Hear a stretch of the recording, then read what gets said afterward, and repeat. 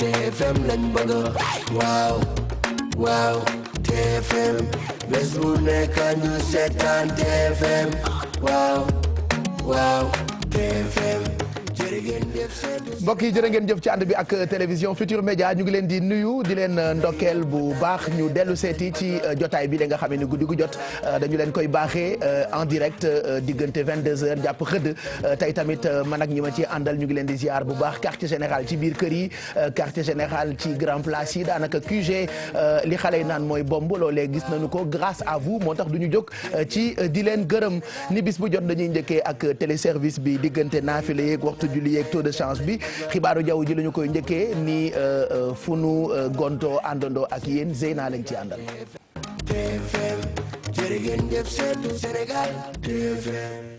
dal leen nag jàmm ci xibaaru jaww ji bu suba mercredi 29 juin 2016 ci suba si Dakar dina am 24 degré Saint-Louis itam dina am 24 degré Podor 26 degré Matam 28 degré Linguère 26 degré Diourbel 26 degré Kaolack 27 degré Tambacounda 27 degré Kédougou 27 degré Kolda naka noonu 27 degré Ziguinchor 26 degré. ci ngoon gi Dakar dina am 29 degré Saint-Louis daal di am 35 degré Podor 40 degré Matam 42 Linguère 41 Diourbel 40 degré Kaolack 39 degré Tambacounda itam 39 degré Kédougou 40 degré Kolda 40 degré Ziguinchor 39 degré. géej gi dina yéeg ci guddi gi bu ñetti waxtu toftalee juróom fukki simili dana yéegaat suba si ngoon bu ñeenti waxtu tegalee fukki simili. géej gi nag dina fer suba ci suba bu juróom ñeenti waxtu toftalee ñeent fukki simili ak juróom dana soowaat dana feraat ci guddi gi bu fukki waxtu toftalee fanweeri simili ak juróom waxtu yi gën ngir dem nappee ngi toll diggante juróom-ñetti waxtu bu toftal fanweeri simili ak ñaar jàpp fukki waxtu bu tegal fanweeri simili ak ñaar loolu ci suba si lay doon ba ca topp ci guddi gi lay tàmbali bu juróom-ñetti waxtu toftalee juróom fukki simili ak juróom-ñaar dana dem ba fukki waxtu bu toftal juróom fukki simili ak juróom-ñaar jant bi ëllëg dana fenk bu juróom benni waxtu toftalee ñeent fukki simili ak ñeent dana sow ci guddi gi bu juróom ñaari waxtu toftalee ñeent fukki simili ak ñett Pape Cheikh li mooy xibaaru jaww ji bu suba mercredi 29 juin 2016. voilà heureusement qu'on ne s'est pas concentré ci suñu carte bi ñett xamul waaye ñaar xam nañu merci Zeyna. viens me rejoindre kay toog sama wet comme bis bu jot bu ko defee nga wéttali ma ci quartier général bi bu ñu àggalee dañ leen di jox taux de change bi Sénégal dëkku tukkikat la ñu waxaat ko bu dee bëgg ngeen wecci dollar par exemple ñu jox leen fi mu toll dollar $1 mu ngi toll ci 593 virgule 703 am na suñu doom bu ñëw vacances donc j'espère que ndaje na dollar bu bëri parce que dollar bi nii mu toll am na valeur waaw xale bu baax bu doon baayam voilà donc tout à l'heure je ferai sama woyaan bu ndaw €1 mu ngi toll ci 655 virgule 957 francs CFA une livre sterling xaalisu Grande-Bretagne moom it fort na ndax mu ngi toll ci waxtu bi ci 702 virgule 178 francs CFA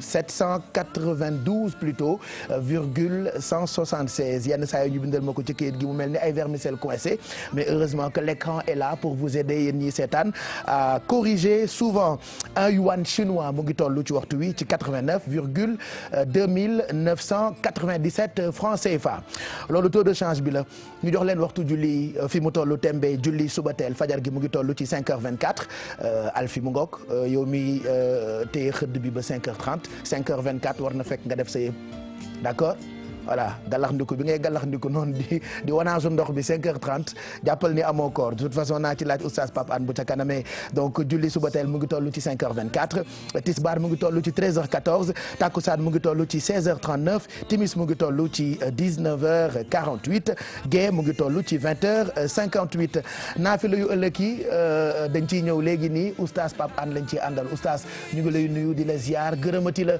ci sa teewaay ci jotaay bi la nga xam ne ni jotaay ñëpp la.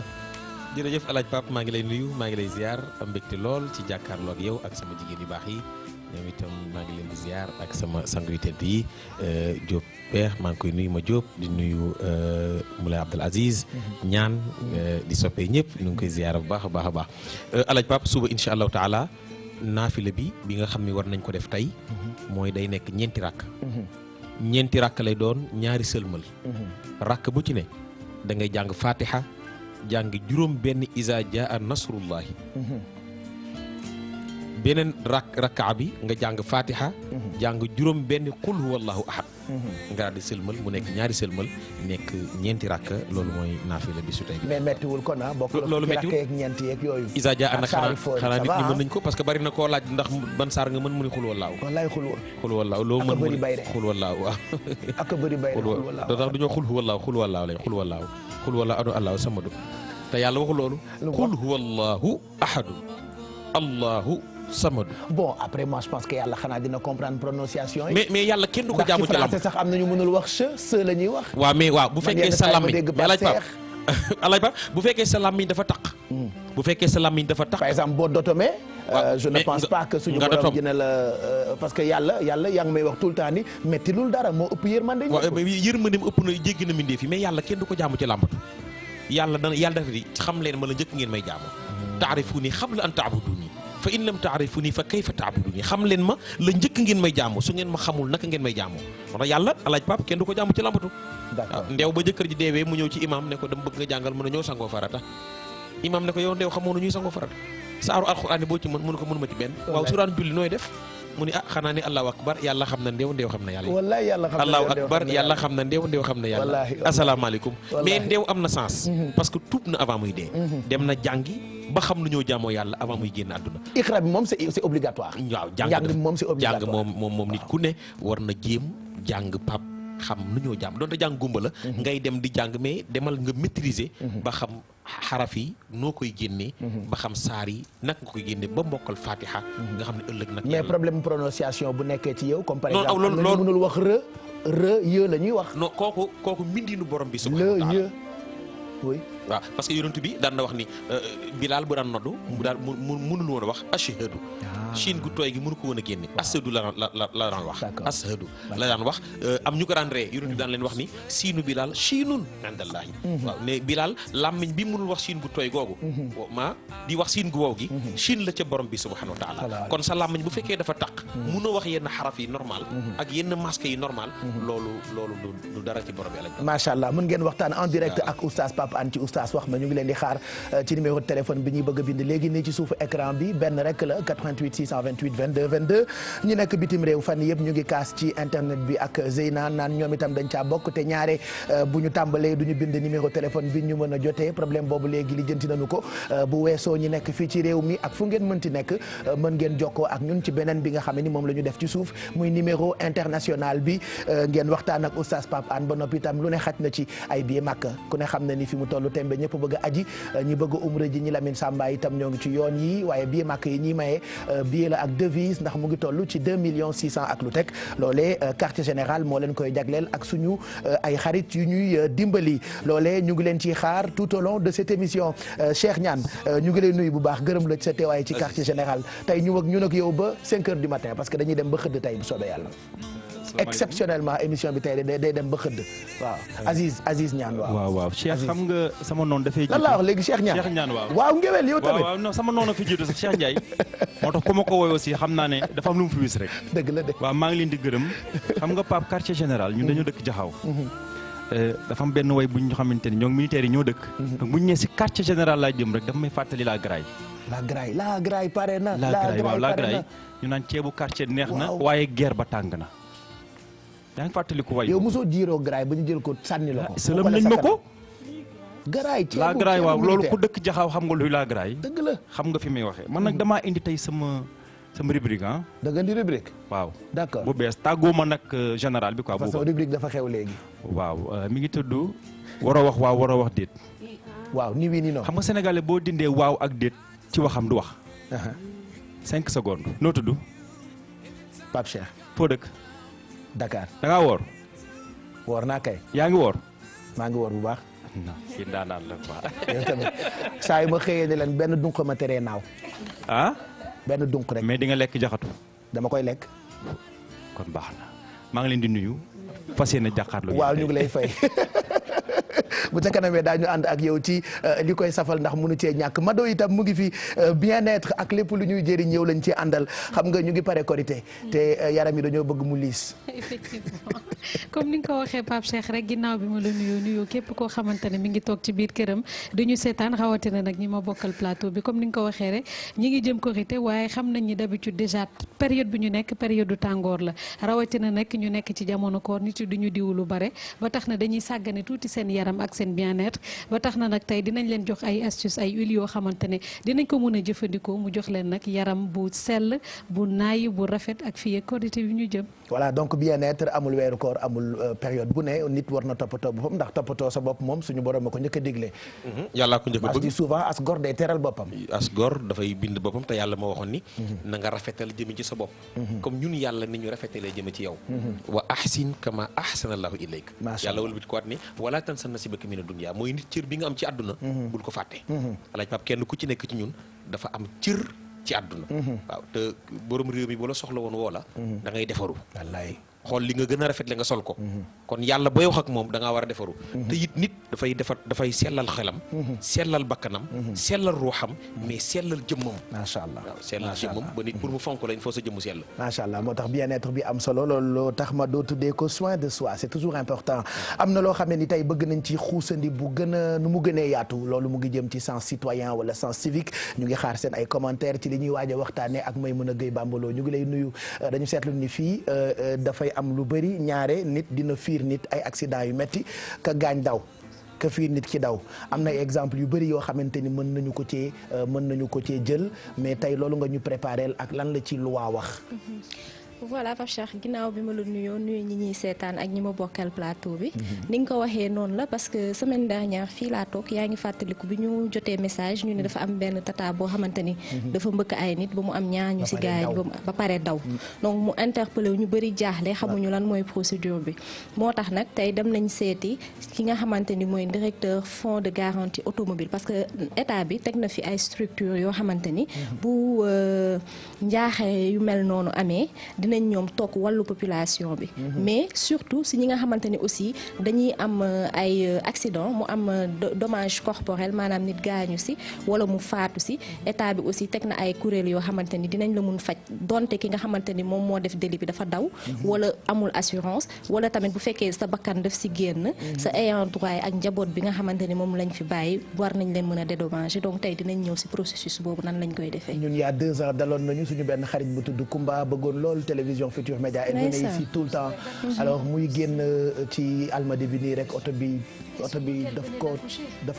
daf ko na ma yàlla baal daf ko sax toj et kii ko def loolu dafa daw voilà donc je pense que c'est un sujet qui nous intéresse nous tous mën ngeen cee commentaire d'ailleurs ci Facebook bi day bokk ci sens civique wala sens citoyen lu ci yoon wax Maimouna Gueye Bambalo def na ci gëstu day ndaak mu ngi fii waaw vas-y question mais dina bokk tamit ci li nga xamante ni mooy yaxanal poche nit parce que xam nga tey boo ko xoolee sur le plan économique maanaam nit dina ñëw di faj boppam wala muy jël en charge lu bëri loo xamante ni amaana bu xamoon li fi état teg moom du jël kopparam di ko ci dugal donc ñëpp ñu bëri tamit ñoo xam ne dañuy faj seen bopp wala tey seen ay waajur wala seen ay mbokk di gaañu ba pare ñoom ñuy dem di tumuranke ndekete ñoom amoon nañ ay moyens pour ñu dédommager leen loolu tamit si koom-koomu nit dina bokk ci lu baax si lu koy sëkkali jeex na bu sa kanamee lañ ci waxtaan Gueye Bambalo Ndeye Ndack tamit mu ngi fi ku ne sañ seeni marché ku ne marché ni sañse ku ne sañ seeni taqale ku ne taqale itam ne bon plan wala bon coin yenn saa yi on a besoin de sañse yu baax et pourtant am na ay bërëb yoo xamante ni depuis très longtemps boo fa demee mën nga am sëgg si gisa aajo mën na faju dëgg la Pape Cheikh di la nuyu di nuyu ñi nga xamante ne ñoo ñuy seetaan ak ñi ñu bokkal plateau bi oustaz wax na ko sànq sañse dafa bokk ci jaamu yàlla ba tax na bu njëkk ba Pape Cheikh dafa marché yoo xamante ni marché boos yi la woon muy ay Sandaga muy Kermel wala Ponty waaye tey boo seetloo am na marché populaire yoo xamante ni lu ci mel ni Colobane wala Fass bu njëkk ba nit ñi daanuñ fa woon bëgg dem parce que dañoo jàppoon ni marché populaire la que voilà sa poche bu diisul rek yow waroo fa dem waaye nag léegi loolu yëpp dafa changé ndax ñaari xale yoo xamante ne ñu ngi tudd Maïs ak Aada nekk sant yàlla boutique ñëw defar seen boutique ba nga xamante ni tey képp koo xamante ni am nga maanaa tissu yu am maanaa yëpp foofu lañ koy koy jaayee loolu moo tax nag man ma xuus ak sama caméraman ñu dem seeti leen wane ni marché yooyu yëpp ñun ñoo ko moom parce que Colobane dafa jékki-jékki rek sosu parce que histoire bi dafa gudd parce que dama si waxtaan ak professeur Massamba di ko jaajëfal bu baax mu xamal ma nit aussi que Colobane bu njëkk ba boo fa daan dem boo gaaree oto sax fële nga koy gaaree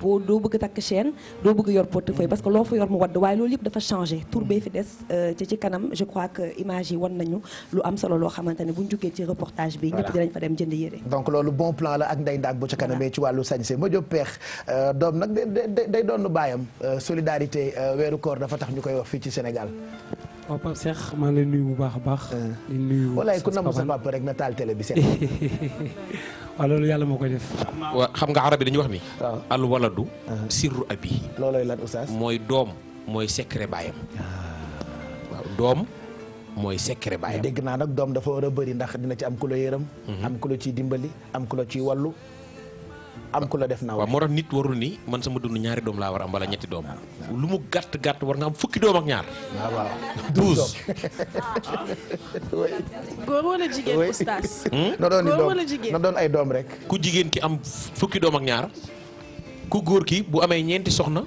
lu mu gàtt gàtt dina am 48 doom macha allah macha allah mag ñi loolu lañ daan def da nga naan kur goo xam ne boo xoolee baay di nga gis baay am 50 doom mbaa 49 wallaahi mbaa lu mu gàtt gàtt ñu compter ko 35 parce que parmi doom yi comme j'ai dit tantôt dina ci am ku la ciy dimbali dina ci am ku la yërëm waaw voilà doom dafa war a mais ñetti doom sama dund yëpp ñetti doom rek laay mais lan moo doon secret mag ñi ba ñu amee 50 doom bëgg doom rek mag ñi dañu bëgg njaboot non déedéet xam nga yonent bi moo wax ni sama xeet wi ne góor ñi ak soxna yi nañu jur ndax ëllëg damay bëgg tiitaru ci sama mbokk yonent yi ne sama xeet moo ëpp seen xeet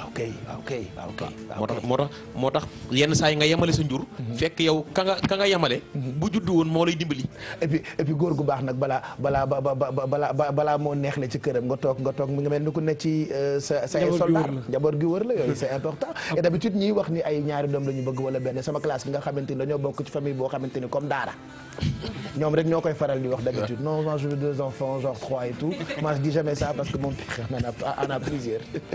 Pape Cheikh maa lay nuyu bu baax a baax maa lay nuyu bu baax a baax di nuyu Oustaz Papan di nuyu ñun bokkal plateau bi di nuyu téléspectateurs yi ni seetaan di nuyu bu baax a baax sama sëriñ maam Cheikh Mbaye moo laaj ji Mbaye waaye di sant bu baax a baax sëriñ Touba mi nga xamante ni moo tax ñu tal ko Pape Cheikh ni nga ko waxee rek noonu la solidarité yi dafay bari lool ci biir koor gi tey ji nag dañ doon dem ci ñi nga xamante ni ñooy tàngal café yi waaye tey dañu dem ci ñi nga xamante ni nag mais yow sëriñ bi nga nuyu léegi nii bokkul ak sëriñ bi nga nuyu keroog de semaine bi ñoom génn sëriñ bi Pape Cheikh waa tooji waaye man maam Cheikh Malaat Jin Mbay mooy sama sëriñ ñëpp xam nañ bokkul ak ki nga nuyu keroog de te kat day créé ay sëriñ Pape Cheikh barki démb nuyu na ma jëmb cuun mu xaw ma kan wallaay ku ñu xaw ma ban sëriñ Cheikh waaw damaa mel ni moom moom mi nga xamante ne am na juróom fukki yaay juróom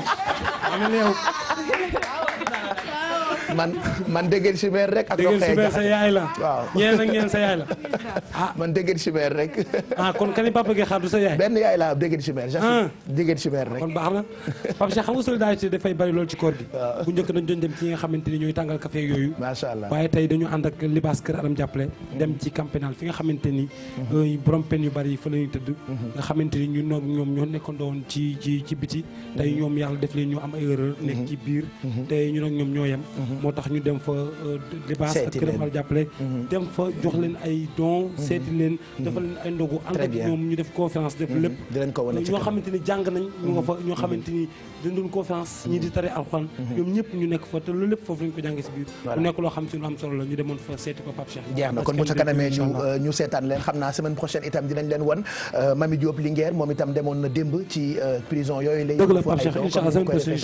semaine prochaine dinañ ci ñëw comme ça ñu wane ko ndax loolee ay don wu quartier général moo ci gunge woon suñu jigéen boobu lay Diop mën ngeen a réagir ak fu ngeen mën ci nekk Facebook Twitter ba ci Snapchat Zeyna. waaw Pape Cheikh lépp loo xamante ne réseau social la nekk sur internet mun ngeen ci réagir si suñu émission bi di quartier général hashtag bi ngeen di def sur Twitter mooy QGTFM Facebook naka noonu QGTFM moom ngeen di rechercher vidéo suñu ay coulisses nag mun ngeen ko am sur Snapchat GFM-8 Sénégal moom ngeen di recherche voilà sur Snapchat wala GFM l'officiel mën a am suñu ay vidéo coulisses sinon nag loolu lépp dañ koo jël tënk ko ci benn application muy GFM et vous te Pape Cheikh application bi dafa neex te dafa am rubrique boo xamante ne dafa am solo lool muy Team GFM nag lépp loo xamante ne journaliste la animateur présentateur wala administration groupe Futur Média il suffit que ngeen cliquer si rek di ngeen gis kenn ku ci nekk jagleel nen benn page boo xamante ne lépp luy sa description mi ngi fa mun ngeen réagir en direct commenter ko en direct te di ngeen am aussi la possibilité gis réponse journaliste animateur ak bu leen fàtte itam poser seen ay questions suñu ay invité tey ji dinañ ci dikkaat ci kanam Pape Cheikh. Lac de Guerre 2 mooy nekk invité quartier général fii lay ndogoo tey moom ak Souleymane Faye qui va nous rejoindre dans quelques minutes Aïssatou Paye Fall itam dinañu ñëw fekk si ci plateau bi comme ça ñu waxtaane corps ak comportement yenn saa yi sax boo ca jógee rek la ngay wax mooy corps dafa metti Souleymane Faye nag il nous a bercé musicalement parlant defe naa li ma bëggoon déglu sax mën naa bàyyi ba oustaz dem ma doog ko teg parce que oustaz daf ñu tere musique voilà daf ñu koy tere mais oustaz dama bëgg rek nga may ma benn woy boo xam ne dama koy fàttaliku ci waaw gis nga tiit na ba dëpp micro bi ndax bëggul may teg musique mais dafa am woy boo xam ni man bi ma nekkee xale dama ko doon foowee muy bii nii nañ ko déglu tuuti rek vite fait juste un tout petit peu et puis on revient sur le plateau oustaz nga baal ñu ko wax macha allah ay te ñu déglu ci tuuti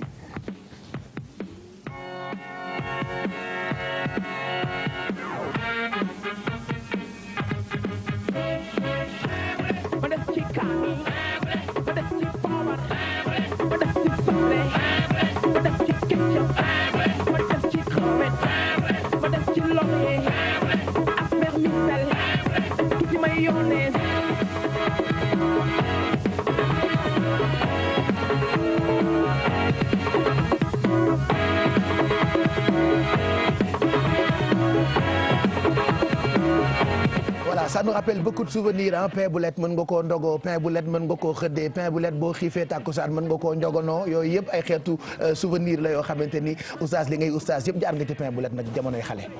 waaw pain boulette mburoog ak kii. ak boulette waaw dara nekku ci yàlla waxu ci dara. waaw mburoog boulette moom kenn du la daan. waaw mburoog boulette mburoog akara. ak bii mburoog ndambe. mburoog ndambe waaw. dara nekku ci. franchement. mburoog fataaya Alfi jërëjëf yooyu xam nga ni. xam naa ni bu ma ko laajoon oustaz Taïb Socé mu ne ma araam na dañu lay daan. oustaz ñu ngi lay. doo wax loolu dara ala kulli al wax nga yu neex. macha allah oustaz Taïb nu ngi koy nuyu baax nu ngi koy ndokkeel sama xarit nit ku tedd la waaw nit ku baax moom ngoon gi yëpp moom la ñuy déglu ci rajo Futur Média te daf ñuy gunge depuis ñu nekk xale donc Souleymane Faye c'était juste une petite parenthèse bu ca kanamee dinañu waxtaan ak moom mais en même temps mën nañ ko découvrir parce que mu ngi ci coulisse bu quartier général il se prépare makk doom la ëndaale ci plateau bi pourquoi il va nous expliquer parce que Souleymane Faye fu mu dem rek bàyyi fa trace et puis dinañu waxtaan ak moom surtout ci yenn ci ay faits de société xam nga Sénégal ñun ñëpp ko moom je dis souvent que du ñun ñoo xam dañuy jéem rek moo tax ñuy waxtaan ak mag ñi ki ñuy ubbee nag tey mooy ki ñuy gindi ci lekk bi weeru koor ku ko xam ni weeru lekk la mais lekk bi itam dafa am ay comportement yoo xam ni dañu ko war a tenir loolu la ñuy ubbee tey ak Alfiba. Bonjour Pape Cheikh. nuyu naa la tey moom yow la ñuy commencé moom. yow la ñuy commencé gisoo ni par exemple Youssou Ndour bu demee spectacle artistes yu ndaw yi ñuy def première partie. waaw moom mooy def spectacle. kon tey man maay kii. donc tey gis nga dama def première partie. tey man maay kii artistes yu ndaw yi. léegi nag yow la ñuy bàyyi nag nga. tey man maay ñoom Pape Birahim ñoom. non tey yow yaay Youssou Ndour. gisoo sommaire bi kenn boolewu la ci. dañu bàyyi artistes yu ndaw yi def première partie. ñu jël première partie. voilà ndeysaan yow kañ fii laa la def. allez comment bien manger on démarre comment bien manger Pape Cheikh ginnaaw bi ñu nuyoowee nuyu ñi ñuy seetaan xam nga démb da nga wax lu am solo quand même lu jëm ci sommeil. mu nekk nalaw yoo xamante ni Pape li koy faral di provoquer mooy sunu xeetu lekkin ak sunu xeetu naanin dina ñuy topp ba soo bëggee nalaw da ngay gis ni sa nalaw du ñëw donc comment bien manger du pour jàngal kenn dara mais tamit pour andi parce que des fois ñu am be mode alimentation boo xamante ni dafay régulier day nduroo donc am na xeetu lekk yu bëri yoo xamante ni dañ koy faral di fàtte mu bokk sunu alimentation baax sunu wér-gu-yaram parce que man ni may digérer ak yow ni ngay digérer bokkul. donc tey dañu andi quelques conseils yoo xamante ni ku ko sàllool ku nekk rek di nga am savoir bien manger boo xamante ni pour sa wér-gu-yaram lay nekk. parce que ce qui veut dire que insomnie bi am nii ba ma ñu démb dafa mel ni épidémie la doon te du feebar. doy na waar bu ñu xoolee li ñuy lekk rek mën nañuy nelaw. su fekkee da ngay liggéey journée bi yëpp comme ni ngay def. bu guddee bala nga boo wàccee sa kër mën nga def tuuti étirement maanaam def tuuti sport. pour sa yaram mën a bàyyeeku mën a relâché wu parce que tendu le fait d'être tendu. mën na perturber sommeil. lu ci mel ni café lu ci mel ni alcool lu ci mel ni cigarette yooyu yëpp dafay dagg nelaw. parce que da ngay ñëw ba moment war a nelaw gis ni dootoo amati sommeil. donc loolu yëpp soo ko limité journée bi maanaam booy naan café nga xaar ba nga bàyyi ba 17 heures nga arrêté sa li ngay naan café. nga limité sa ay dose 3 verres journée bi doy na sëkk. ci café ci en plus tamit nga bañ ko suukar. excès de graisse tamit di lekk lu diis ak lu niin daf lay permettre daf lay empêcher nga nalaw maanaam nga lekk ba suur comme yow ni ngay lekkee rek teg sa dibi lekk ba suur ba gis ni sa biir bi dafa diis donc loolu dafay tax ni boo waree tëdd da ngay am problème mu nalaw parce que doo mën a géex da ngay xër ñeeñ ñi donc loolu yëpp soo tëddee remontée gastrique yooyu moo lay yee moo lay permettre nga mais man ci li ngay wax yëpp sama problème mooy am na ci ñoo xamante ni comme man amuñu moyen waaw c'est-à-dire ñu ci gën a bëri fii Sénégal tout à fait ku ci nekk dañ lay tegal loo xamante ni da nga koy war a lekk parce que amuloo choix lii nga am sa kër lii nga war a lekk lii nga mën a lekk sa doole mayu la ko parce que souvent j'ai l'impression que pour nga am choix ci li ngay lekk il faut nga am moyen mais tamit loolu am na ñoo xam ne graisse sax yàpp la ci ñoom de waaw loolu yàpp la ci ñoom mais Pape benn carotte c'est vrai soo demee marché dañ la ko jaay fukki dërëm benn concombre benn navet ak benn chou pommé yeggul téeméer waaye xam nga ni kenn dem marché nag jënd benn kaay non damay wax lu mbàq yi ñu laxas yooyu damay wax ñeent fukk ñu jaay la ci bu baax nga baxal damay wax moyen Pape damay wax ku nekk ak fu sa doole toll kenn waxu la tamit nga dem laxas bi seerul mbàq ak graisse bu ñu lëmas noonu déedéet waxuma tamit nga dem ci grande surface yi jënd fa loo xamante ne sa poche àndanu ko mais fruits et légumes Pape dafa war a bokk suñu alimentation d'accord parce que fruits et légumes yi Pape jàngoro yi yu xew yi nga xam ne da nga koy faral di dégg sunu manque de consommation fruits et légumes ceebu jën sax boo ko toggee Pape jën bi rek la ñuy lekk ak ceeb bi carotte ba fa lay des jaxato ba fa lay des navet bi kenn du ko laal d'habitude dañ koy togg ba mu tas ñu perte éléments yi ci nekk yëpp vitamines yi nga xamante ni moo si nekk yëpp donc loolu tamit Pape dafay tax sunu yaram maanaam bienfait yi nga xamante ni moo si war a nekk minéraux yi vitamines yi duñ ci profito d'accord donc di dugal ay fruits et légumes sunu ay ñam dañ ko war a saxal di éviter maanaam ñam yi ñu transformé tout ce qui est jus yi ñu importé. ok donc buñ la tegalee ceebu yàpp bu baax. ñu bàyyi yàpp bi te lekk ceeb beeg carotte. non nañ ci boole. Pape chou pommé bu ñu daggat nañ ci boole. concombre bu ñu daggat nañ ci boole carotte bu ñu daggat. nga def sa légume crudité wis ko ci sa ceebu yàpp. plus ngay lekk yàpp bi di lekk ceeb bi nga lekkaale crudité yi Pape. parce que loolu moo lay may une très bonne digestion Pape. boo tëddee na la. c'est intéressant ce qu'elle dit mais man damay wax en tant que sénégalais. fii laa dëkk du ma judd jéeri du ma badanta. léegi nag fii laa dëkk. ceeb bi nag léegi dañ ciy def crudité mais ñun bu ñu groupe di lekk sax. boo gaawul lekk ci yàpp beeg ndawal bi dañu koy lekk. parce que li ngay wax ni il faut prendre son temps un peu de carotte. un peu de chou. yow ndaak xam nga ne suñu togg léegi ceebu yàpp da ngay def sa salade. ñun waxuñu ndaak sénégalais yi la ñu waxuñu ndaak. mais bu fekkee da ngay lekk yow rek. non léegi bu ñuy togg famille day gaaw de. bu ñuy lekk sunu ay ceebu yàpp léegi dañuy jël ay crudité def ko si mais tamit xam nga Pape xam nga booy lekk ndeysaan déedéet booy lekk bëgg lekk ba pare tamit bu feebar yi bëree nga jàmbat te nga xam li la war a faj doo ko def bu ñu nee feebar bu ñu nee diabète ni AVC nga bëgg jàmbat wala nga dem ba 40 ans tu as raison aussi tu as raison dellu si waat ni Alfi lu ma war a lekk Alfi lu may defee régime Alfi proposé ma ay salade alors que c'est trop tard parce que bëri na yu ñuy dal ci nit ñi màggee suñu façon bi ñu doon lekkee moo ko indi surtout feebar boobu ma bañ cancer la tudd xaw ma ak diabète xale yi bu ñuy lekk ceebu jën buñ ne la yaay jën nga dagg jën boo leen daggalee carotte ñu fulax carotte bi doo ko forcer xale bi du tàmb lekk léegi da cee boole léegi naan ataaya je te jure. Tu vois, c'est grave donc consommer assez de fruits et légumes Pape éviter li nga xamante ne mooy produits yi ñu transformé di lekk loo xamante ne dafay wàññi suukar bi maanaam bañ a di abuser di ndogoo suukar di xëddee suukar di réeree suukar maanaam li ngay lekk yëpp suukar lay tourner loolu tam dañ ko war a éviter parce que weeru koor bi c'est quand même un mois sa taux de glycémie bu fekkee da nga diabétique dafay yéeg dafay faral di yéeg donc loolu yëpp nañ ci bàyyi xel parce que Pape comment bien manger tamit dinañu sàmm suñu wér gu yaram pour bañ a choper li nga xamante ni mooy maladie yu xew yi nga xamante ni bëri na torop ci jamono Pape. Voilà tey bëgg ci bàjjo bi merci beaucoup Alfie de toute façon c'est des trucs qui sont inévitables malheureusement gis naa ci boolu ceeb léegi boo xamante ni wax dëgg yàlla yi Alfie wax xam nga bii buñ ko dee togg ça prend genre 5 heures de temps pour muy doog a ñor mais bon Alfie nous demande de faire quand même très attention ndaxte wala foog na ko xoddee ko balaa ngaa lakkale moom la tubaab wax ni mieux vaut prévenir que guérir. ceeb bi nag may naa ko paamala ndax moom weeru koor bi yëpp ceebu jën lay lekk. c'est normal c'est un Saint-Louisien il est comme papa merci beaucoup Alfie bu ñu àggalee ba tey dañuy desandi ci mouvement su koor gi je rappelle qu'en même temps ñu ngi leen di xaar ci téléphone bi 88 628 22 22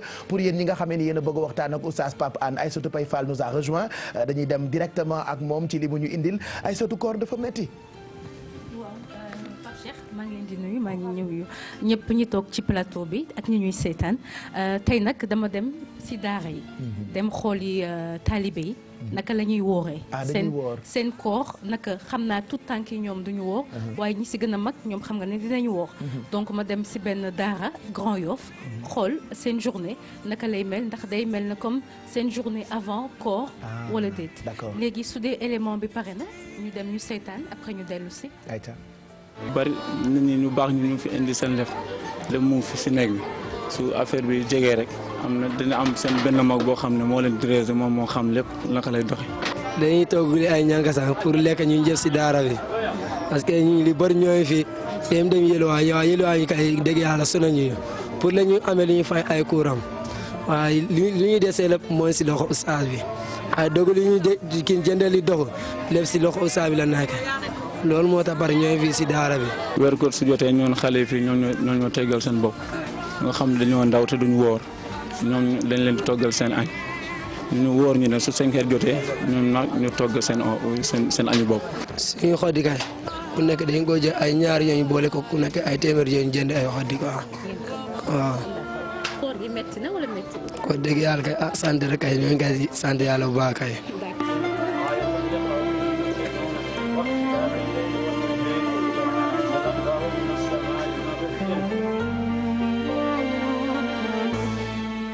Aïssatou Paye Fall donc moo demoon ci daara boobule fekk fa ndongo daara yi. waaw fekk fa ndongo daara yi mais dafa am Pape Cheikh lan moo tax tey ma dem si daara yi parce que tey UNICEF dafa publier benn rapport. si condition xale yi si monde bi. ak surtout si Sénégal. donc ñu gis ne si tout tànk yi toll na si 600 000 xale yoo xamante ne ils ne sont pas scolarisés. donc dañuy toog ci kër yi. donc ma ne bu dee dañu jël 600 000 yooyu leer na ma ne. kenn boole aussi xale yi nga xam ne ñu ngi ci daara yi. donc dama fa dem pour ñu xoolaat xale yi ni ñu nekkee ci daara yi. parce que déjà gouvernement bi amoon na benn projet de loi bu ñu naroon taxawal. ñu koy wax modernisation des daara. donc ma dem pour nit ñi xool seen nekkil. ñu delloo ci waat.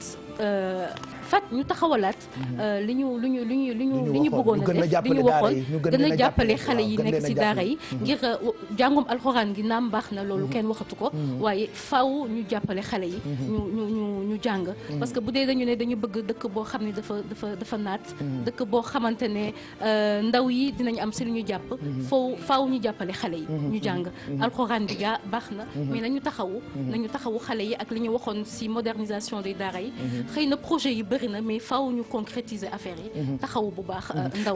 moi je pense que ça Pape Hann fi daara nekkoon ba tey mu ngi fii ndax borom xam-xam yi jóguñu fi xanaa rek ñu gën leen a jàppale dooli leen moyen. voilà des fois je me dis tout le temps débat bi yëpp jaru ko. li gën rek mooy ñu dooli leen moyen. waaw mu ngi noonu gis nga laaj Pape bari na ñu taxawu réew mi tey nekk ay kilifa. tey bu ñu la waxoon démb fi ñu jaar ci daara. da nga naan déedéet. bu ñu la waxoon coono yi ñu daj. da nga naan Mame Mbaye Niang mi ngi noonu mën nañ ci lim. Baye Talla Cissé daf ma waxoon ni ma Pape ma ne ko la béykat mënu ma sa doom boo ko amee da nga koy jox yàlla. sa doom bu màggee yàlla dellu la sa doom. alxuraan day bi xel sax. mënu ma sa doom boo ko xañee yàlla sa doom bu màggee yàlla xañ la sa doom. te it alxuraan bu jiitoo ci dënnu xale. ibbi xel bu duggee école mbaa mu dugg jàng anglais mbaa chinois lu ne mu jàng ko. dugg ci xel ca ñuy jiitu ca lay bokk. alxuraan leer gi nekk ci alxuraan bu jaaree ci dënnu xale. tabaarkalla mais nag mag ñi fi nekkoon sañcoon daara. daara yooyu ña ñu jàngal. ba tey seen daara yi ñu ngi fi mais daara yi am problème tey mooy daara yi nga xam ne ñooñu newuñ ci biir réew mi beneen réew la ñu jógee yor fi daara mooy ma riirandoo yi mais mi ngi noonu nag dégg rek ni lii baax nañu jéem a def loolu alors que daara yi nga xam ne ay sénégalais lañu jaar ci daara yi nga xam ne sunu magu réew mi leen jàngal ñoom ñu samp ay daara def ay internat samp ay daara ñooñu boo demee seen i daara da nga yëkk alxuraan xam ni ñu ngi jàngal seen i ndongo ñu ngi yar taalibe yi ñu ngi leen di jàngal mais pour ñu comprendre àdduna ëllëg xoolal daara Serigne Saliou yi mi ngi noonu xoolal daara Serigne Mor Mbaye Cissé mi ngi noonu xoolal daara Seyda Mariama Niass yi mi ngi noonu Sénégal a bëri ay daara yoo xamante ne daanaka équivalence université yu mag yi la dañ lay jàngal tarbiya la yar la yarin goo xam ni bis boo fa jugee di nga dund goo xam ni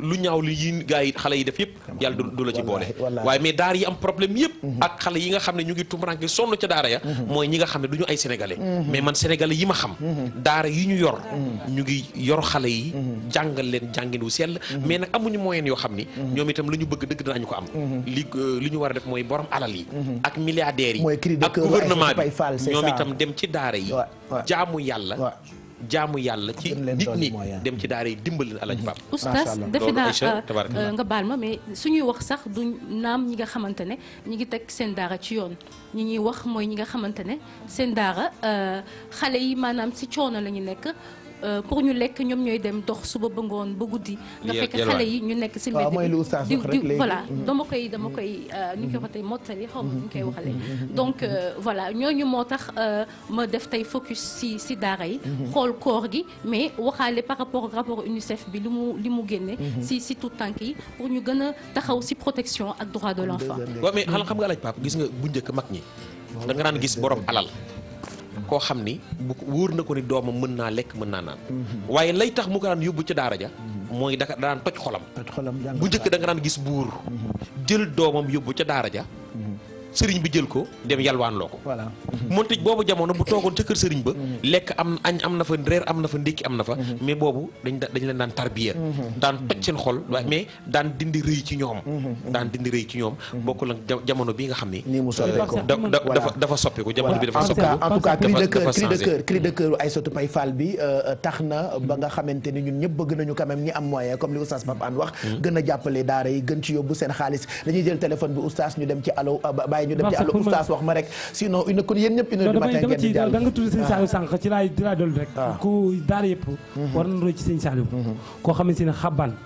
ndookaan njurul fenn fu ne mu yor fu lu ma téeméeri dong ak nangam te kenn du yalwaani ñëpp mu leen di dundal ñuy dem di bay ñëw di dundal seen bopp yaakaar naa lépp bu royee ci sëñ Saliou rek kenn ku ne da nga yor sa daara te kenn du ci jàmb voilà borom Ngott ak Lagan borom Jéen ak Njurul borom Umul Xuraa maami ndongo yi la ñu ko tuddee woon ndax daaraam yu bëri yooyu la ba ci njabootu Serigne Mansour yi itam li tax ñu tuddee ko borom daara yi Sénégal yëpp xam na ko oustaz ñu bàyyi la ak suñu xarit ci téléphone bi asalaamaaleykum aleykum salaam wa rahmatullah ci émission bu baax a baax. jërëjëf soxna si ñu ngi lay nuyu tur bi naka la. baax a baax bu ñu mën a am émission bu mel nii di mën a yees suñu diine. jërëjëf. yàlla seen taxawaay rafet na loolu. jërëjëf yàlla sàmm. amiin. may leen wér gu yaram may leen gudd fan ak tal ak fekk. amiin tur bi naka la. man Khadijatou Guèye. Khadijatou Guèye fooy woon. laay wootee Norvège guddi na loolu te def naa une heure de temps pour mën a dugg si téléphone. moo tax ñu jël leen. waaye depuis émission bi commencé ba tey maa ngi amoon laaj bi ma waroon laajte. bismillah moo tax mu jaral ma ko. ma xaar ndeysaan. premier laajte bi mooy comme que ñun fii 3h15. 3h12 la ñuy xëdd.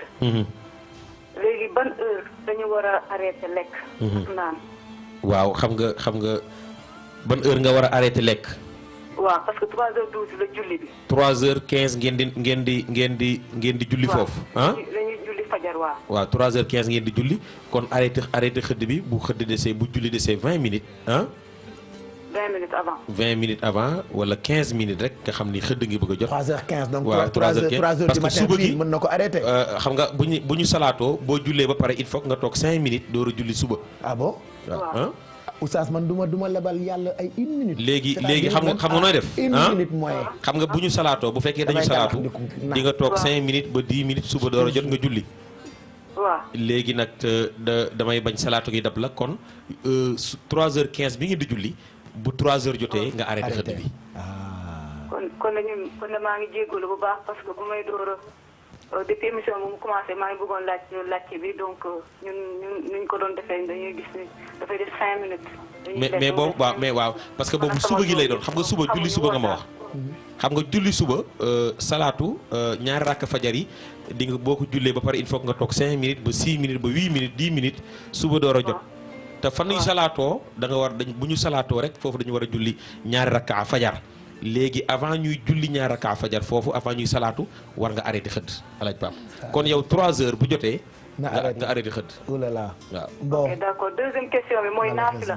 waaw waxtu boo ko defee baax na comme 2 heures takkusaan timis wala ban moo si gën. dégguma. naafila. waaw. ban waxtu moo si gën ndax tisbaar bi wala takkusaan bi wala timis bi ban moo si gën parce que man dama daan def tisbaar mu jullee ba pare ma doon ñaari rakk naafila. waaw noonu baax na mais ginnaaw takkusaan ci ngiru Maalik. ginnaaw takkusaan kenn du ci naafila. waaw kenn du ci naafila mais ginnaaw julli suba mën nga astafurlaa ginnaaw julli tisbaar mën nga naafila. boo jullee timis ba noppi mën ngaa naafila boo jullee gee ba noppi mën ngaa naafila def safa witar door a tëdd mais ginnaaw julli tàkkusaan nag diggante tàkkusaan ak timis foofu kenn du fa naafila ñun ñi nga xam ne ñoo nekk ci ngiru Maalik. c'est clair ah kooku ñu ngi koy gërëm bu baax bu amee keneen itam ku dugaat ñu jël ko man ci problème bu xëdd bi sax laay wax parce que ci façon bi may fonctionner par rapport ak liggéeyu fajar bi sama réveil portable bi dama ko avancé de 10 minutes. waaye bi koor gi commencé ba commencé. nga wàññi. dama ko caa bàyyi fàtte woon ko. léegi nag. donc yenn saa yi mu sonné ay 6 heures du matin. 6 heures 10 minutes après affaire bi. mais El Hadj Pape. aw ma koor 6 heures fekk amu da ngay fay de. xoolal boobaak léegi ñaata fan la yooyu yëpp da nga koy fay. 22 jours te tayu ma ko. ah non waaw ñàkk tay gi nga ko ñàkk tay moo tax ngay fay par benn mais boo ko fayoon 2 mois bis bu ne 2 mois nga koy fay.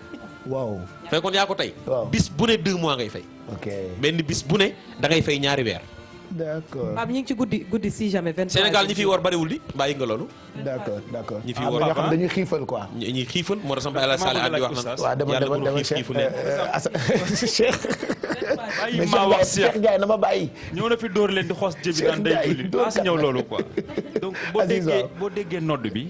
avant muy àgg si asalaatu xayru mina nawmi ba foofu mën ngaa lekk par exemple. maanaam nit dafay jox boppam cër jox yàlla cër. dëgg la. xam nga tey lekk da ngay jël sa temps yàlla da nga koy respecté. nit dafay fonk boppam. allahu akbar mu wóor la ne asalaatu xayru mina nawmi la jëm yaa ngi war a xam nga yaa ngi war a. en plus tu sais ñun dañuy fàtte des fois. boobu respecté wuloo sa bopp. respecté wuloo ñam bi ngay lekk. bi nga déggee ñu ni allahu akbar nga xam ne noddu gi asalaatu xayru mina nawmi la jëm. mais tegal. nga respecté sa bopp booy ruugu njàpp jugal nga jàppi xam ni fajar jot. ñun suñu émission bi 22h lay commencé 21h on est là. donc segam doomi aadama la ñu mën a respecté comme directeur te yàlla supérieur ñooñu ñëpp. wax dëgg yàlla nañu. mais El Hadj Pape fii 21h30 mbaa mooy la quart. groupe équipe bépp fekk na la ñu toog. ñii di ñëw 17h toog. mais di xaar 22h jot nga commencé. voilà léegi fonk goog nga fonk sa liggéey. war nga ko fonk borom bi subhanahu quand même oustaz jëlaatal ko ci téléphone bi. Moulay Abdoul Aziz salaamaaleykum très rapidement balaa ñuy jàll ci leneen. salaamaaleykum. waaleykum salaam wa rahmatulah. sëriñ bi nu ngi lay nuyu. yaa jaam rek ñu ngi lay nuyu maa ngi lay sant. jërëjëf tur bi naka la. Abdoul Aziz Sow. Moulay Abdoul Aziz waa kay Sow. Sow. jërëjëf fooy wootee. man maa ngi woote Italie. Italie naka waa Italie. ñu ngi fi ñu ngi sant bu baax a baax. jërëjëf Sow bismillah. Sow bismillah ñu ngi lay déglu. waaw oustaz man dama bëggoon gërëm leen. jërëjëf Sow. gërëm leen ndax nit ñëpp kontaan nañu. alhamdulilah. mën naa ni dañ naan unanimité am na mais unanimité xëy na yonent bi moo ko am wala yàlla. mais fii mun nañ fay dugal unanimité parce que dafa naa ni Sénégal yëpp. bu heure bi jotee. ñun instant bi ni 1h jot na ñëpp a ngi toog di seetaan quartier général. alhamdulilah. donc ñu ngi gërëm Pape Cheikh. wallaay ndeysaan. moom mi nekk ak ñeen ak ñi ko wër ñëpp. jërëjëf di wax Pape Cheikh ni ko monde bi kontaan nañ ci moom. jërëjëf wallaay. critique yi koy gars yi di wax. koo bëggul doo ko critiquer. jërëjëf donc ay critique objective la.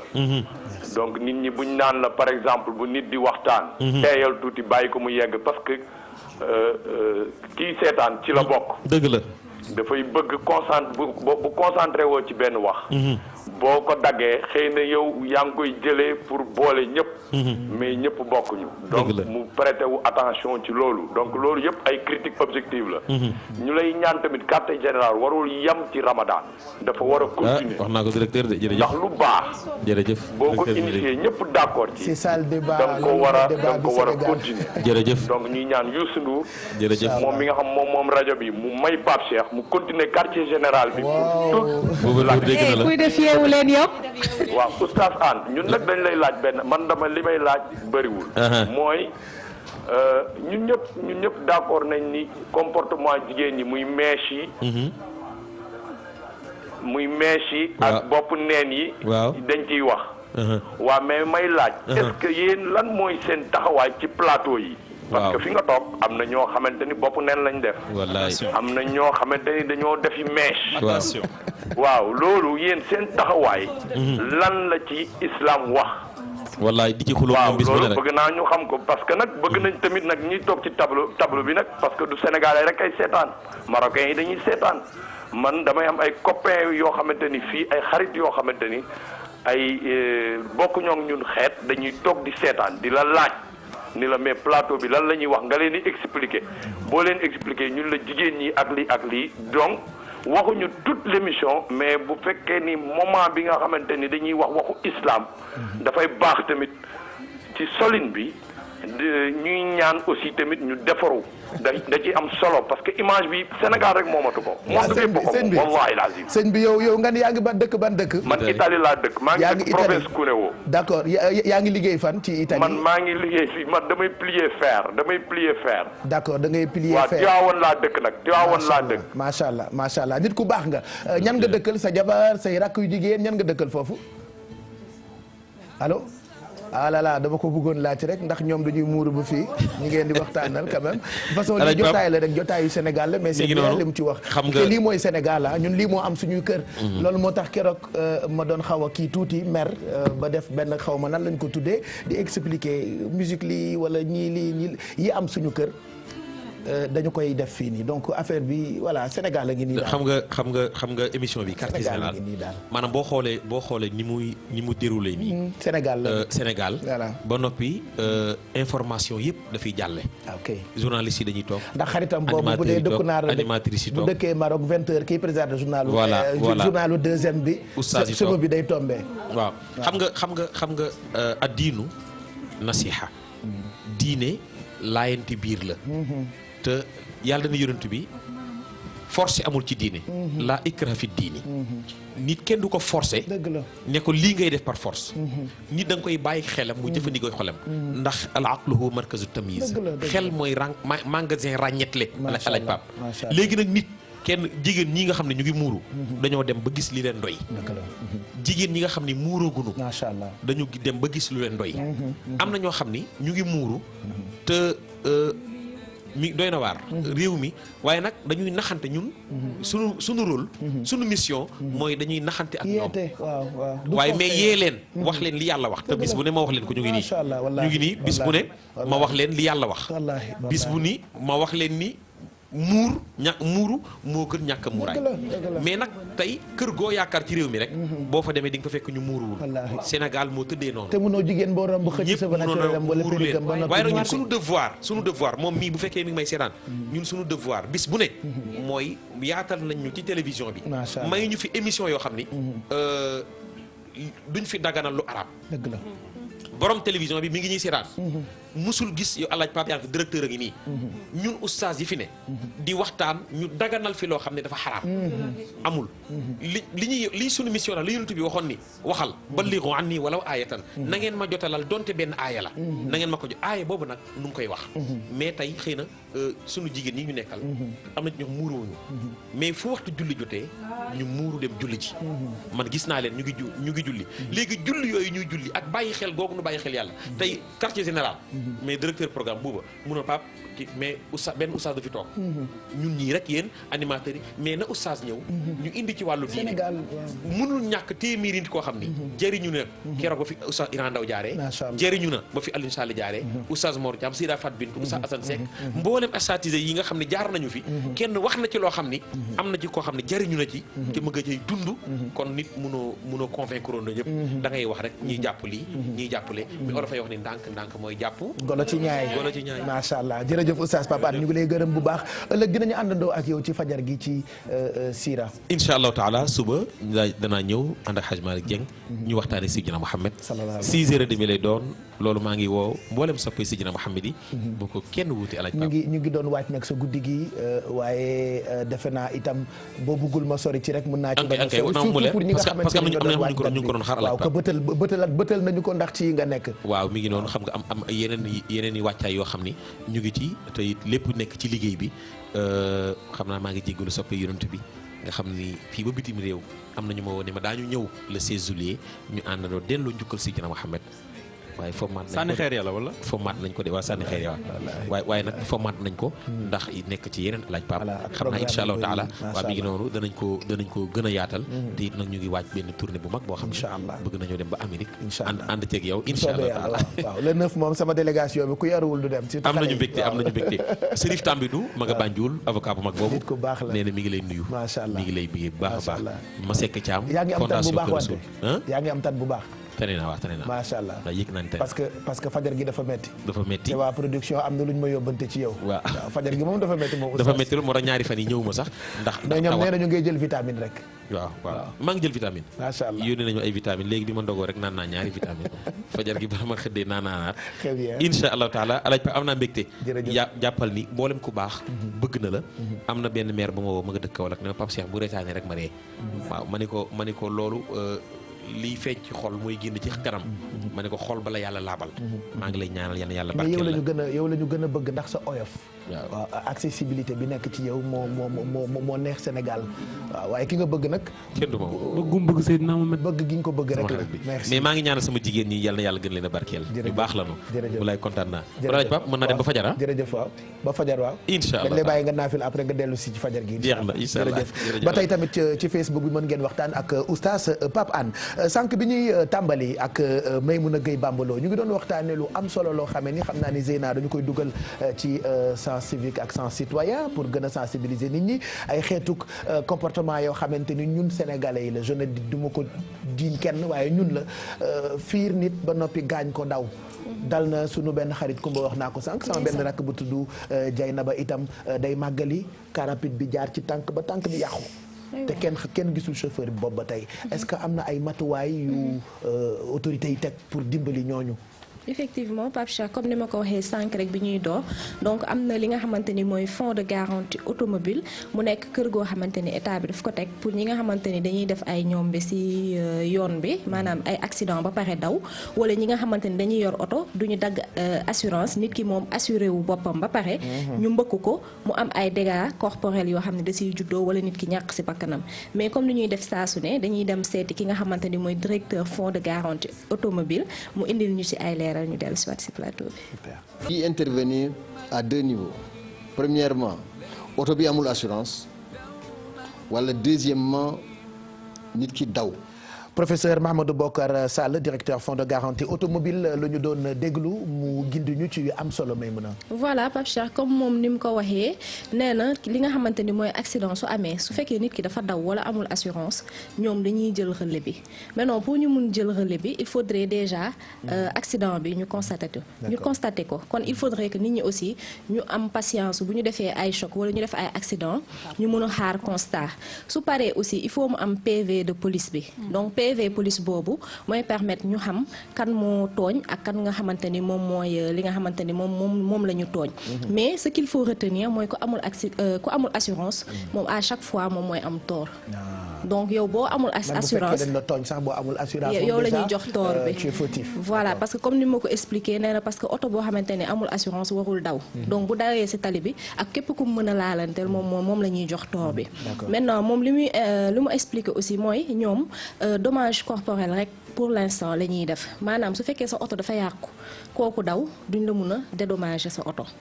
su fekkee tam kooku amul assurance mu yàq sa oto ñoom duñ la mun dédommager pour l'instant parce que il vise à aller encore plus loin que ça. léegi bu la rayee ba noppi daw nag say mbokk je sais pas comment ça se passe après. waaw parce que dama ni bu fekkee dégâts matériels duñ si intervenir mais su fekkee da nga am égratignure bu ndaw sax wala nga dee wala nga am loo xamante ni si sa yaram la mu jëm si wàllu santé ñoom dañuy intervenir léegi comment ils font moom laa lay expliquer bu fekkee ni que da nga indi sa constat ak sa PV ñoom dañuy jël relais bi mais su fekkee sax nit ki nga xamante ni moom moo accidenté ñoom dañu am ay points de relais si hôpitaux yu mag yi Dantec Principal CTO et tout ñoom am nañ fa nit yu fa nekk bu ñu indee nit ñu ni si accident la dugg rek ñoom dañuy dem xool constat bi xool est-ce que nit ki nga xamante ni moom la amal affaire est-ce que am na assurance su fekkee am na assurance ñoom duñu intervenir donc ki nga xamante ni moom moo la gaañ assurance am moo lay jël en charge mais su fekkee amul assurance wala mu daw moom dañ lay jël en charge maintenant loolu su amee su fekkee ki nga xamante ni daf la mbëkk ba nga jëlee ci ay feebar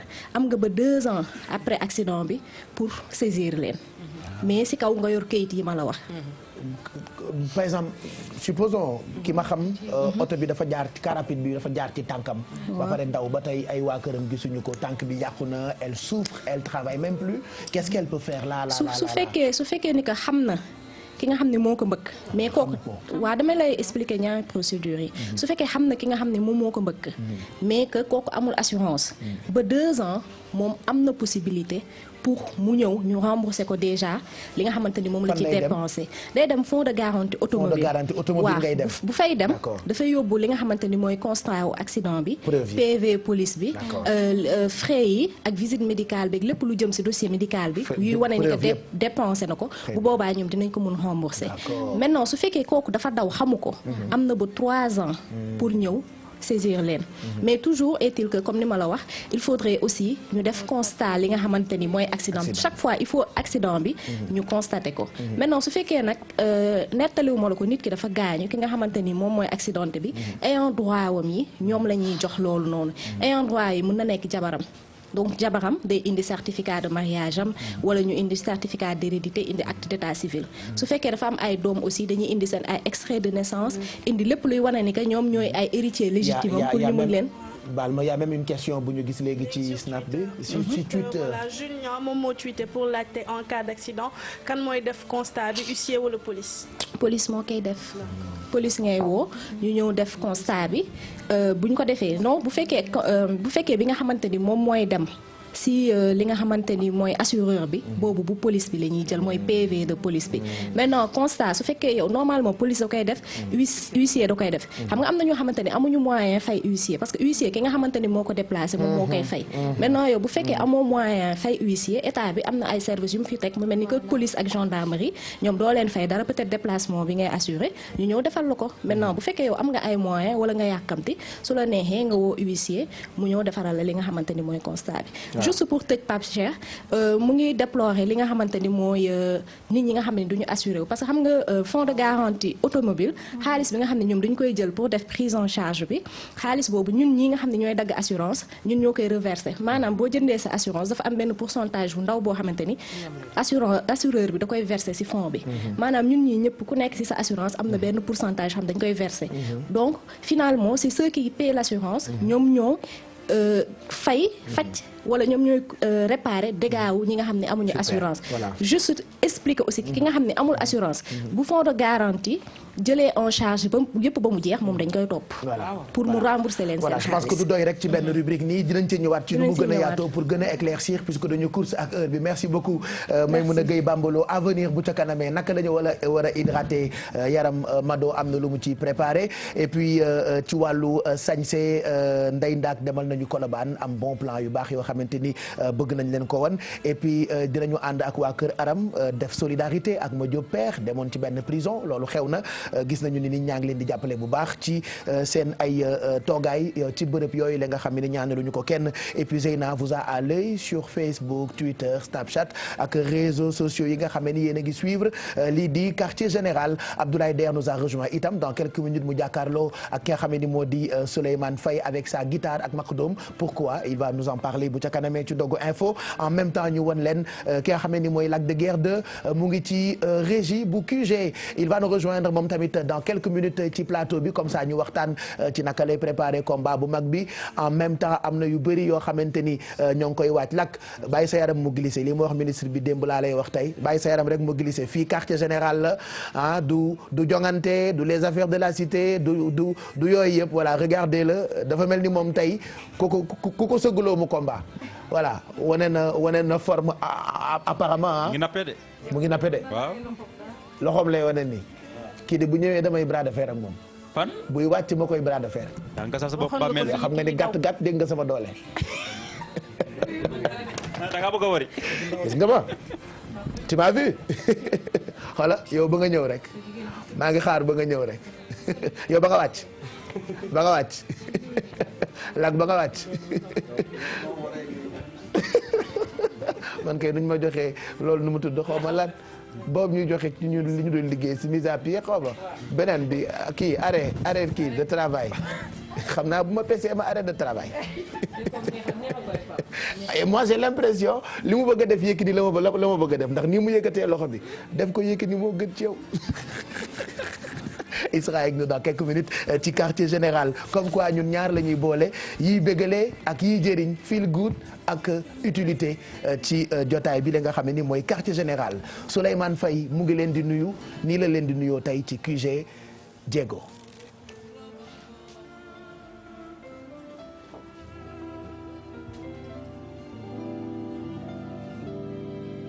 Bismillah.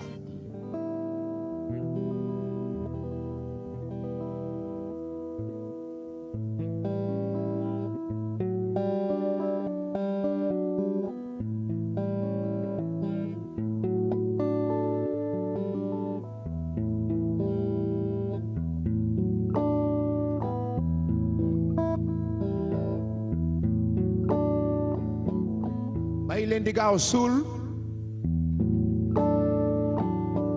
ak ñoo yàkkamte suul bu leen di teel a suul ñoom dañu yàkkamte suul boo feebaree nekk ci xooma ñu ne dee na daal di suul suul nañ ba tàyyi ku deewul ndax yàkkamte suul wallaay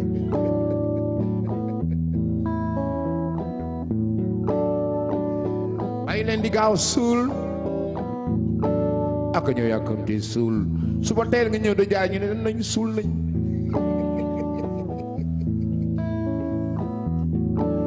boo dee suba balaa ngoon ñoom ñu suul boo dee guddi balaa bër set ñoom ñu suul ak ñoo yàkkamte suul suul nañ ba tàyyi ku deewul ndax yàkkamte suul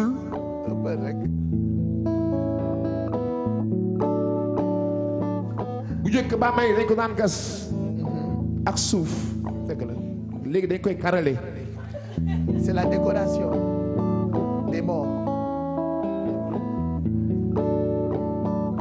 sama yaay ma jur Mariama Kan à 18 ans dafa feebaroon xam yóbbu ca bàmmeel di ko bëgg suul te dafa xamoon rek cey loolu xaw tuuti ñu suul ko te deewul nu mujjee mu dis li delloo ko ca kër ga mbaa ñu ko suuli woon dawuñu bu leen di gaaw suul nañ ba tàyyi ku deewul ndax yàkkamte suul nit ki bu nokkeetul nañu woo médecin bi bu ñëw consulter ko certifié que dee na avant ñu koy suul waaye du ñu woo médecin da jarul médecin kii dee na suul leen quand même ñu daal di suul bu leen di gaaw suul ak ñu yàkkamte suul nañ ba tàyyi ku deewul ndax yàkkamte suul ak ñu yàkkamte suul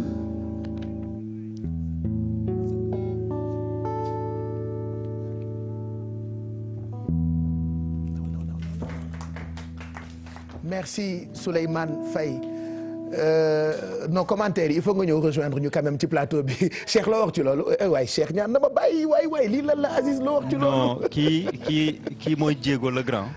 moom du way day wax ak doomu aadama yi. day waxtaan. mais li mu wax nii message bi xaw ma ndax gars yi dégg nañ ko. mais man nañ ma bàyyi 2 heures de temps doog may suul ba ma deewee. d'accord waaw dama bëgg mu ñëw sax expliquer ñu. naka la ko dalee Souleymane Faye ñëwal nga rejoindre ñu léegi nii ci plateau bi ñu toog waxtaan tuuti on est très ravi de le recevoir ci plateau bi Abdoulaye Der tey defe naa ni ñu ko nar a defee ci sa jàkkaarloo ak moom dinañu jëlee lu bëri ci sunu xarit bi dàkkantal bi di Diego suma juumul merci Souleymane bienvenue ci quartier général Abdoulaye Der.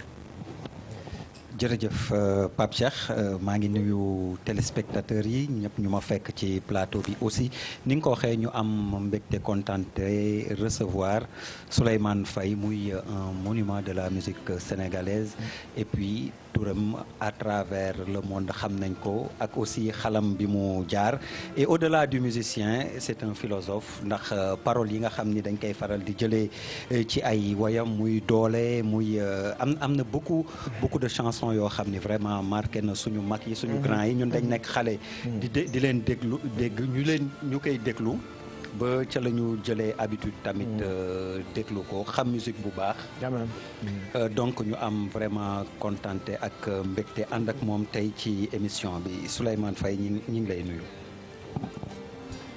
c'est déjà voilà peut-être ni nga wax première laaj bi day jëm ci woy bi histoire boo dund la yaa ngi koy wax nu mu demee ak sa yaay jooju ñu la doon suul te ni nga wax faatuwul woon. oh man fekkewu ma ko mais dañu ma ko nettali. donc elle avait 18 ans. donc bi muy feebaree feebaru métti bu mu xam moom tubaab yi wax coma. xam nga nit ki ma nekk ay coma ay weer. gis nañ Sharon. Ariel ay at te deewul. fii boo coma dañ lay suul de boo nokkee tur rek ñu ne dee na daal di suul donc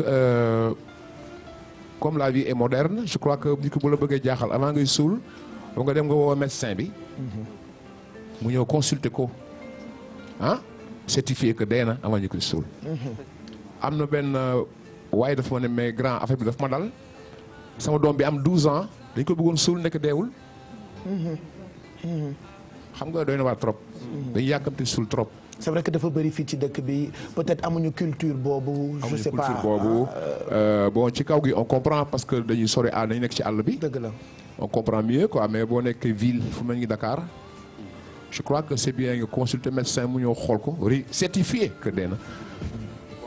normalement sax noonu la war a demee parce que certificat de genre de mort sax la ñuy wax dañ la ko war a délivrer avant ngay am autorisation ñu def enterrement. voilà parce que bu njëkk daawuñu karale dañ ko daan gas dañ ko muur ak suuf nii rek mais ñu daan gis bu ñu suulee ba ci suba sa am ñu ñëw di siyaare bàmmeel bi fekk bàmmeel bi xar.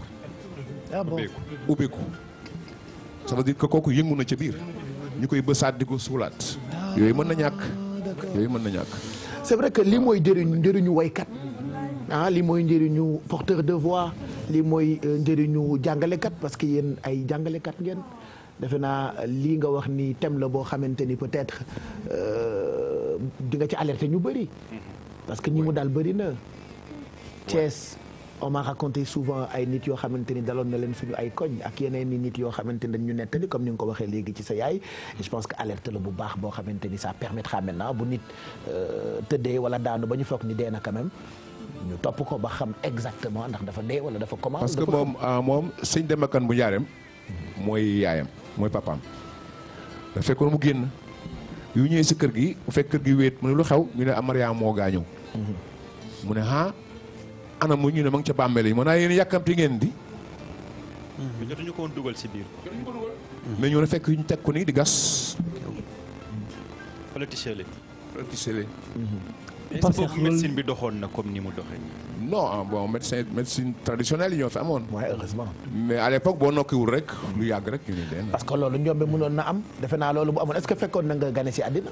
ah est-ce que fekkoon na nga juddu. non elle avait 18 ans.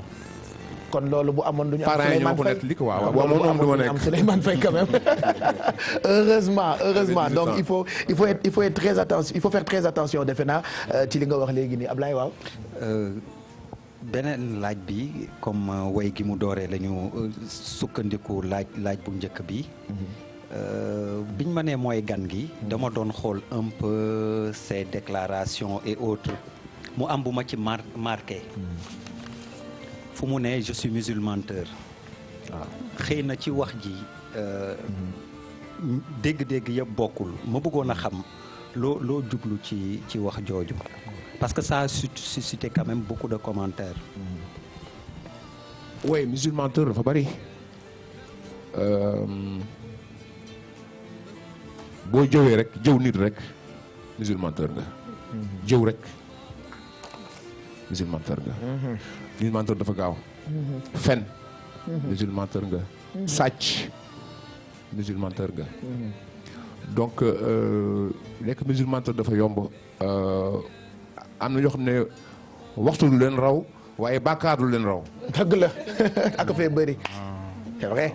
waxtu du la raw mais bàkkaar la raw. nga julli juróom waxtu yi par def fukki bàkkaar ci diggante bi boo julli bi léegi éducation physique rek la. sport rek lay nekk. waaw parce que yàlla newu fa.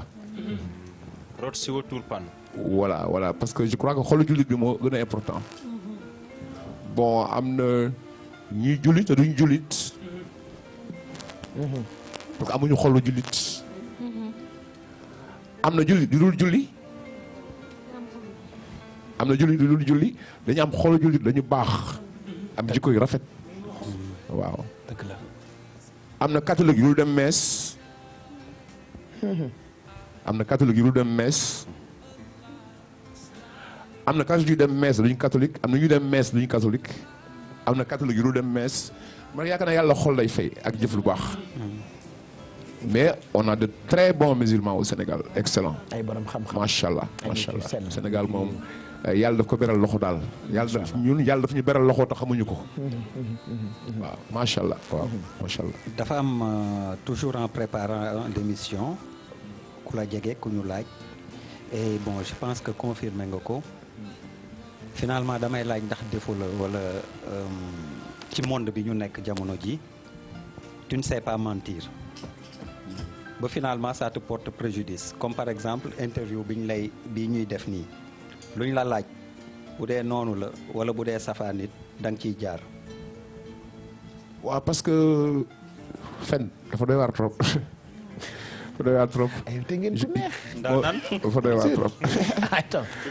dafa doy waar trop je crois que nit ñi mere la moo gën yàlla mere la. dëgg la. nit ñi mere la moo gën yàlla mere la. moo tax fen dafa doy waar trop waaw donc pour nekk musulmanteur dafa yomb trop. quand même fii yomb la. looloo tax ma commencer d'ailleurs par question boobu mais aussi ni may wax au-delà de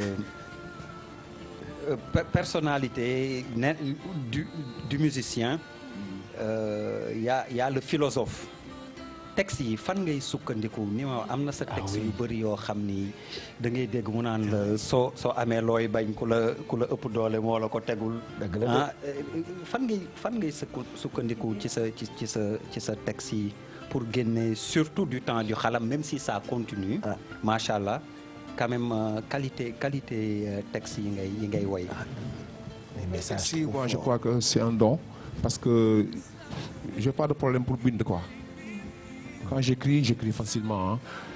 mais li may woy yëpp boo ko seetloo dama ko dund. du lu may créé ni foo koy jëleeti bi dama ko dund quoi donc boo ko woyee day mel ni nit ki moom ngay woyal. parce que dama ko dund. c'est du vécu donc j'ai pas de problème pour écrire. moo tax ma ni foo koy jëleeti bi. bon foo koy jëleeti c'est pas seulement une relation sentimentale. foo koy jëleeti mën nekk sa papa boo ñàkk. mën nekk sa yaay boo ñàkk. sa xaritu benn bakkan boo ñàkk. sa sœur boo ñàkk. ça peut être très loin c'est plus loin que diggante ñaar ñuy sëy rek nii. te kenn ku nekk si ñun boo ko seetloo. am na koy réccu da nga koy réccu toute ta vie am na koo xam daf la manqué. dina la manqué toute ta vie. mën nekk sa papa mën nekk sa yaay mën nekk sa jëkkër wala sa jabar wala sa doom wala sa xarit donc dafa yaatu foo koy jëlee ci. Aïssatou. waaw Souleymane maa ngi lay nuyu. man question bi ma lay laaj li ma xawoon na def actualité temps yi ñu génn. li ma lay njëkk laaj mooy artiste buy woy nekk ci scène est-ce que woy bu nekk dafa am noo xamante ne moom la artiste bi war a solo wala moom la war a defee feccee par rapport ak woy bi lan moo tax ma laaj la loolu temps yi dafa amoon benn coow bu jiboon par rapport ak benn woykat boo xamante ne sur scène amoon na nu mu solo woon ak am tamit nu mu solo woon par rapport ak si réseaux sociaux yi nu mu defoon mu indi tollé bu mag yow gis nañ la si scène amoon na defe naa ci anniversaire wu Just for You la woon defe naa nga sol ni ñu koy waxatee genre wu ngemb la belle fête voilà ñaari côté yi mi ngi feeñ am na beneen boo xamante ne nekk nga sur scène ngay wàccee sa tubéy am na beneen boo xamante ne nekk nga sur scène yaa ngi yore am loo teg sa kaw ak yooyu donc man dama bëggoon xam ndax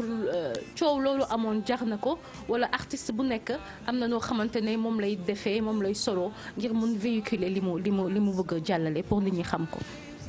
bon belle fête bi boo ko seetloo africain yi bu njëkk amuñu woon yére. luy belle fête. belle fête benn fil la booy takk sa ndigg rek. ah d'accord. après roof ci kanam roof ci ginnaaw rek. ah bu dafay njembe. c'est un cache-sexe. voilà cache-sexe la quoi. d'accord donc africain yi bu njëkk la doon solo. belle fête la tudd. dañuy belle fête. d'accord mais en général suñu mbokku saraxule yi ñoo ko xam. donc c'est cache-sexe la rek. mais dinañ gis poche yi nii. d'accord mais qu'est-ce qui t'a poussé ba nga def belle fête def ngemb cër yëpp di feeñ nga def rek cache loolu nga wax noonu. waaw enfin sa digg doole man dama ko daan woy en France. waaw dama daan sol belle fête. ci biir woy bi. mais biñ ma ñëwee Sénégal mosuma ko def Sénégal mosuñu ko gis. waaw moo tax mu bett. un jour je me suis dit bon pourquoi tubaab bi ma koy won tubaab bi won ma ko mën sama mbokk yi. ma won leen ko une fois mais mu andi coow lu bari fi. ah oui. nga bàyyi ko waaw loolu moom loolu dafay choqué. dootuma ko defati moom. d'accord bàyyi naa ko waaw. et pourtant message bi nga doon woy moo taxoon. waaw sa digg doole waaw sa digg doole. d'accord bon bu dee pour walis bi may yenu noonu yëpp ci woy bi la. Tu sais art dafa yaatu. C'est comme les mannequins. xam nga elle se déguise. elle se métamorphe. dañuy bari personnage dañuy bari personnalité. dañuy bari visage. ba nga ñëw feeñ ni suba nga ñëw feeñ ginnaaw suba nga ñëw feeñ ci biir artiste dañ ko war a def. d'accord moo tax ma yenn walis bi pour wane ne adduna bi du sa morom adduna bi laa yenn walis bi. pour wane ne àdduna du sama romb fu mu jëm nga jëm fa. d'accord mais finalement boo ko seetloo damay dem ba ci biir woy bi damay sonn wala ma sol ma yenu damay mujj wàccee ko pour mu montre rek que sama waaye àdduna du sama romb nu mu mel nga mel ko. ba lu mu def nga def ko. tout à fait. am na robe boo defoon tamit. ah am na robe bu itam boo defoon. waaw benn robe la mais robe bi boo ko seetloo dafa am ay walang. am ay walang ak pattes d'éléphant. C'était les années 1960-70. D'accord. C'était à la mode.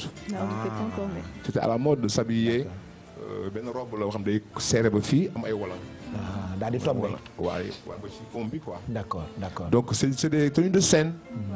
c'est des tenues yoo xam ne du ma ko sol ci mbedd mi. d'accord. c'est uniquement sur scène c'est comme les mannequins quoi il y a des tenues yu ñu sol yoo xam ne duñ ko sol ci mbedd mi.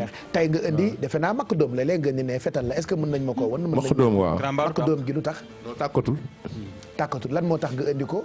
est-ce que mën nañ ma dimbali indi ma ko peut-être Mado s'il te plaît merci madame Ndiaye voilà pourquoi makk doom bi. makk doom bi. c'est un visage de un message de paix. jox ko Souleymane. c'est un message de paix. donc man sëñ Demba Kane bu Njaareem. alaaj defal ndànk. sëñ Demba Kane bu Njaareem. mooy sama maam. moo jur sama yaay. sëñ Demba Kane nag sëñ Tuubaa ma ko seexloon ci jamono.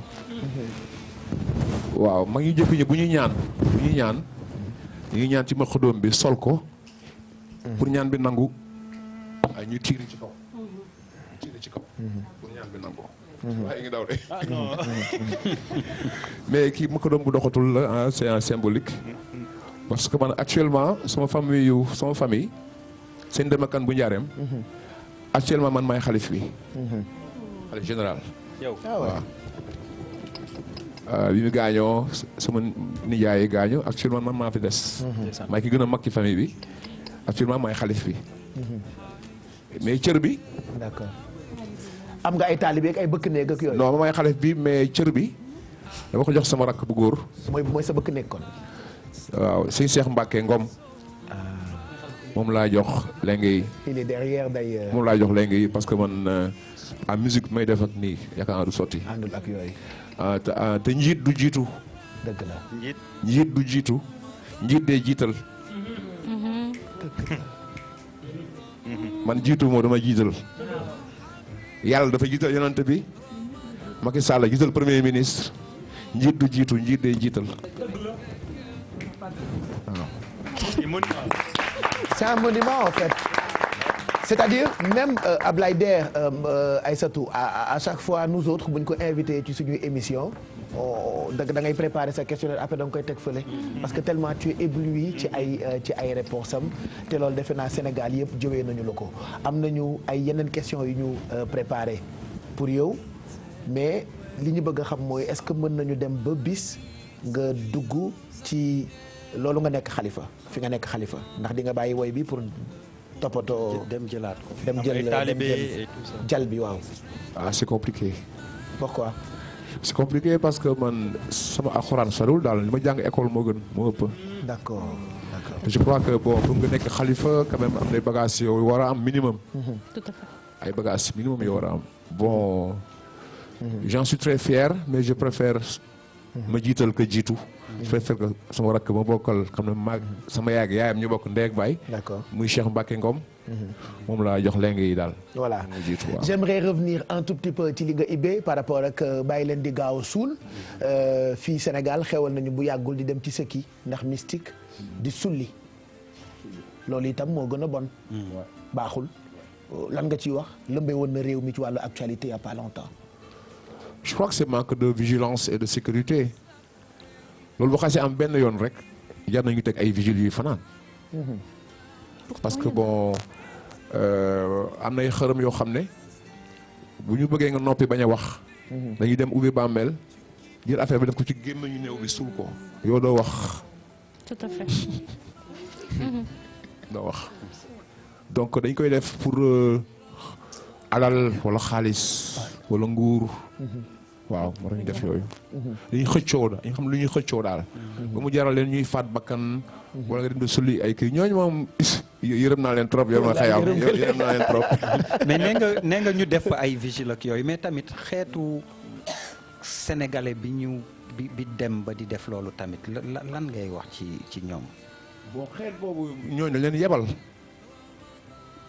ñooñu ko def dañ leen yebal dañ leen yebal fay leen xaalis bu bari dañ leen yebal quoi c'est comme ñu ko ñëw cambriolé kër jàmbur c'est la même race dañ leen yebal ñoom xooluñ ci àllaxira ak àdduna ak yooyu ñoom xaalis bi ñu leen di jox rek la ñu xool waaw ñëw def ko quoi et je pense que daf ñuy pousser sax ñu def comme célébrité bu fi ñëw dinañu am lu ñu def ak yow c'est mbër ou c'est pas mbër jàll na dinañ ko def ci kanam ak Lac de Guiers mais ñun dañu bëgg tuuti top 5 lu la neex ak lu la naqari Sénégal lu naqari yi la ñuy njëkkee xam naa ni manque de civisme bi nga fi gis bëri na mais boo doon def sa top 5 juróomi comportement wala juróomi mbir yoo xamante ni gis nga ko ci réew mi te mu naqari la lool ndax mën nga ñu limal benn par benn ba muy juróom rek xam naa ni lim bi bëri na mais ci juróom moom na bëri top 5 benn par exemple loo xamante ni bis bu jot daf lay naqari yow en tant que doomu Sénégal. waaye li ma gën naqari mooy comportement nit ñi dafa bëri hypocrisie trop c'est-à-dire que da ngay toogal nit waxtaan ak moom ba yaakaar ne yaay ki ne boo génnee rek commencé la jëw. waaw tout à fait. ñëpp ay jëw Sénégal balaa seen waxtaan di neex sax ñuy jëw. ci la waxtaan bi gën a neex. lay gën a xumb. parce que day tax nga fàtte ses soucis. nekk ci keneen. ça t'aide à oublier tes soucis quoi. moo tax jëw daf ñu yomb. ça nous soulage di jëw ci nit. voilà je crois que c'est grave quoi. boobu mooy 5 bi ci topp. quatrième bi ci topp mooy bu yàlla fale nit mu nekk président. opposants yi au lieu ñuy proposer dañuy opposé wu je crois mieux vaut proposer boo demee Europe boo nekkee président opposants yi dañuy ñëw di def ay propositions yoo xam ne c'est pour l'avenir du Sénégal. mais fii ne naan man loolu duma ko wax tant que faluñu ma. et c'est pas normal. il a raison. yow da nga bëgg président bu tuddee ko doom dégg naa. waaw tuddee naa ko doom waaw. ana sa doom ana Macky Faye. Macky mi ngi daw léegi mi ngi dox. est-ce que mos a gis turandoo. turandoo yëgu ko sax. lu tax yëgu ko. parce que amul jot. da nga ko tuddee ndax daf la neex noonu la moo tax nga jël sa doom parce que ki la tuddee doom moi je dis souvent doom boo ko bëggee da nga koy tuddee ki ne sa xol di ko xoolee. waa jikko moomu neex. da nga yàgg ak moom xanaa. non pourtant. da nga ko gis nii rek jikkoom neex la. je crois que am na chanson aussi bu mu ko dédié su ma juum. je crois que je l'ai vu 2 ou 3 fois dans ma vie. mais on se voit toujours accidentellement. et il sait que am na turandoo sa kër. je ne sais pas que yëg na ko. xale bi ñaata at la am. am na 1 an et 4 mois je crois. muy Macky. Macky Sall Faye. bravo. beneen bi 3e bi lu muy nekk ci yi la naqari. 3e bi naqari mooy Sénégal dañuy bëgg di dund façon dund boo xam ne ils ont pas les moyens. loolu daf ñu sonal. sonal trop. parce que yow bon dama nekk benn histoire. dama dafa am benn ay voisins ñii ay pauvres lañu ñii ay riches lañu. léegi doomu pauvre bi mu dem école seen maître na leen na ku nekk wax la nga bëgg a nekk ci àdduna un jour. ñi naan ministre ñi naan président ñi naan avocat ñi naan ku leen di wax lu neex benn xale bi ne moi je veux être pauvre. je veux être un pauvre type. maître bi na ko pourquoi tu veux être un pauvre type mu ne parce que à face de chez moi il y a un monsieur qui est très riche qui a une belle voiture une belle femme il promène ses enfants ils vont à la plage ils vont à la piscine ils vont en pique-nique mais à chaque fois qu'il sort de sa maison mon père dit regardez-moi ces pauvres types là. alors yi la neex on va y revenir bu ca kanamee. mais moi je vais être pauvre type. permettre Lac de Guiers rejoindre ñu il est en régie et puis Souleymane di nga rejoindre itam scène bi ak sa guitare ak Makdoum béggalaatal ñu tuuti Abdoulaye Der da ngay dese ni ak ñun Abdou Aziz bëgguma la téye lu yàgg nag bëggoon naa ñu toog sax ba fajar. mais dafa am ci yoo nekk mais dama la bëgg a woon dara. man loo xamante ni dafay méngoo. ak li Souleymane doon wax léegi laataa ñuy xool publicité yeeg partenaires yi. regardez yaa ci nekkoon ak Cheikhou xoolal. fi ma teg sama tànk. waaw jéggi tànk ba jéggi. non kal ko. waaw kala. hop. bul dem de. fi hôtel. fi hôtel. waaw na yëg ne ah na yëg ne de. ana xeer wutal xeer. teel moom xeer teel de. wala doo ngaa sama ndoxin yaa ngi génn de maa ngi mel ni bu alaaj kal ko alaaj kal ko kal naa bi kalal bàyyi ma bàyyi lan alaaj man ngay kal waa yow kooku sama tànk la du tànkam waaye kal ko nga day kal la bàyyi bàyyi ma bàyyi bàyyi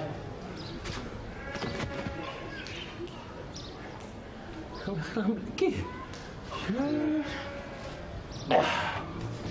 xam nga monument de la renaissance. waaw moom rek la ma jox. ala jàppal. jàppal ko. ma jàppal ci loxo yi. ma jàpp benn. jàppal bi. amul luy riir day ko riir yi. sunu nopp yi la sunu tension yee wàcc. jàpp naka la. sëlmal. sëlmal alaaji. sëlmal naa. waa ca jëral bu bëgg naka la ko. alaaji yow nag yow caaxaan kan la. na kii dama doon jël nga ta sama baaraam bi. lii laa gisoon nag voilà. xam naa nag daa sedd gu. daa sedd gu. matt na de. matt na de. fooyam. ah gémmiñ waaw gémmiñ li si topp coñcoñ. waaw jubal noonu rek.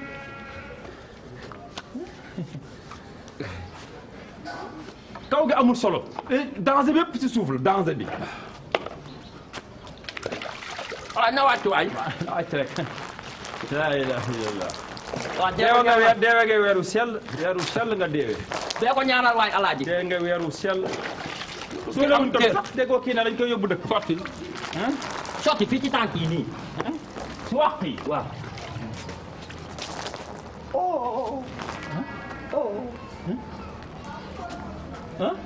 ndox. voilà comme on dit tombé waral ay gaaf Souleymane Faye moo ñu inspiré par rapport ak gaaw suul ak yéex a suul et pourtant tey lii daanaka moo yàq suñu ndogu lii moo yàq suñu ndogu tey c'est juste très rapidement waxtaan ci kooru soleil levant ni wiiri mu ngi def tabac bu extraordinaire lan mooy seen secret. Pape liggéey la rek quoi. parce que boo xoolee ne ñun suñu inspiration yëpp dañuy jële si nit ñi. delloo si nit ñi. donc nit ñi dañoo namoon suñu comédie bu ngeen xoolee ne sax tey am na moment bu ma reetaane ba daw. donc gëj nañ dugg ci po comédie bi quoi. parce que tey dañu gis Sanex. waaw ci ni ñu ko gëjee gis. waaw Sanex waaw gis la ci ni ñu la gëjee gis. waaw si donc gars yi dañoo. acteurs yi lañ doon gis temps yi. tey comédiens yi la ñu gis quoi. ah ouais c'est cool. donc ñu ngi leen di promettre ak directeur. que dinañ indiwaat comédie bi. parce que reetaan bi aussi gars yi dañ koy soxla. voilà waaw c'est prévu. maa ngi doon dégg ak waa service programme que bu weesoo kooru soleil levant bi comme ni nga ko waxee léegi nii yéen a ngi liggéey à fond. ci yeneen mbir yoo xamante ni pour gën a bégal sénégalais yi la. c'est ça Pape xam nga waxoon naa la ko Nduxura. que ne TFM bëgg nañ Nollywood bi am fële.